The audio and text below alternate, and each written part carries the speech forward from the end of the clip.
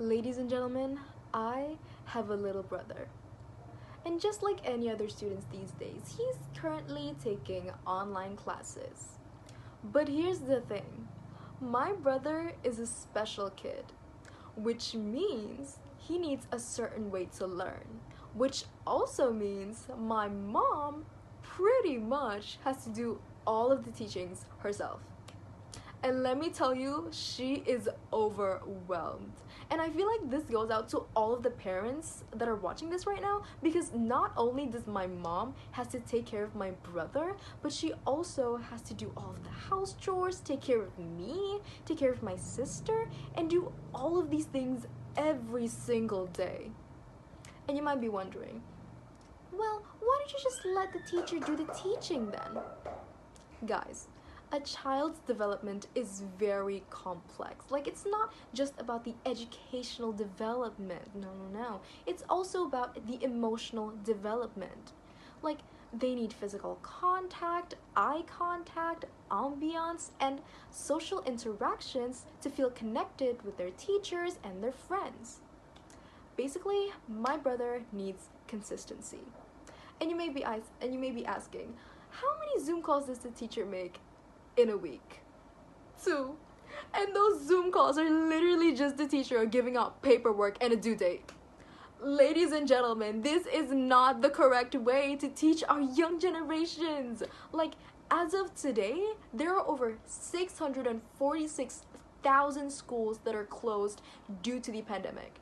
And 68 million students are taking online classes. And I know, closing of the schools is probably the most obvious call to make during this pandemic. But there are some negative side effects to it.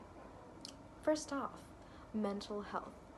Grayton Institute research shows that during school closures, many children struggle with their mental health and developmental problems because of the lack of social interactions. There are even reports about an increased risk of children being abused or neglected. And I myself know from bitter experience that some people can permanently disengage from school because of their loneliness. 2. Learning loss.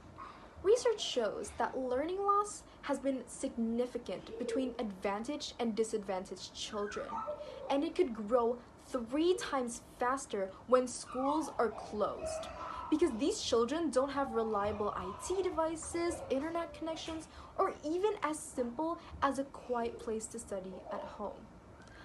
We should not kid ourselves. Some of these harms may cast a long shadow over the future of our generations.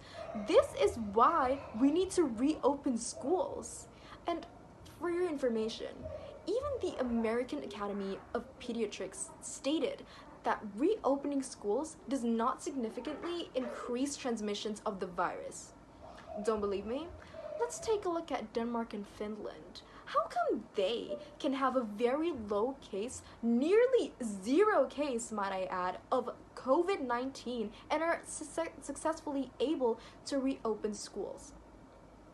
First off, education is a basic right. When they decided to reopen the schools, both of these countries stated that education is a fundamental right that belongs equally to everyone. Because as I mentioned before, they want to avoid the inequality between students with unfortunate conditions who have not been able to get help from an online school or at home. 2. Step by step. In Denmark and Finland, they don't open every school at once, of course, no. Instead, they do it gradually, starting with the youngest children's age, because evidence shows that children play a small role in spreading the virus. 3. Communication is important. This decision can be overwhelming for some parents. I get it. That is why Denmark created a COVID hotline for schools so the government can receive questions from parents and helps them assess the learning methods. Denmark also lets families decide to let their children do offline classes or online classes. By creating a two-way communication with the parents, we can earn their trust and also evaluate the best learning method for each children. Fortunately, The Indonesian government has recently kicked off the second phase of COVID-19 vaccine for teachers and the education sector, and aiming to vaccinate 5 million teachers by June. So, you may be wondering, what is the correlation between reopening schools and prioritizing teacher vaccination? As mentioned by UNESCO, teachers should be considered as frontline workers and be vaccinated early to ensure that schools can be reopened safely for in-person education. Not just because they have close contact with many people every single day, but because vaccinating the school's workforce will make it easier to keep more children in school during pandemics.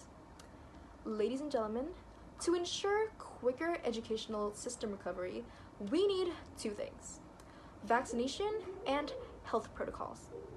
Here's what we need. First off, physical distancing, such as maintaining a minimum of 6 feet of space between students and teachers and keeping limited-sized groups each school day. 2. Wearing face covers and face masks. 3. COVID-19 symptoms screening and regularly disinfecting school buildings. 4. Mental health support for students and staffs. Not only physical health, but also the mental health needs of students and staffs, because school is not just for kids' intellectual growth, but also for their social and emotional development, including those who are medically fragile or complex, have developmental challenges, or have disabilities. And lastly, government funds.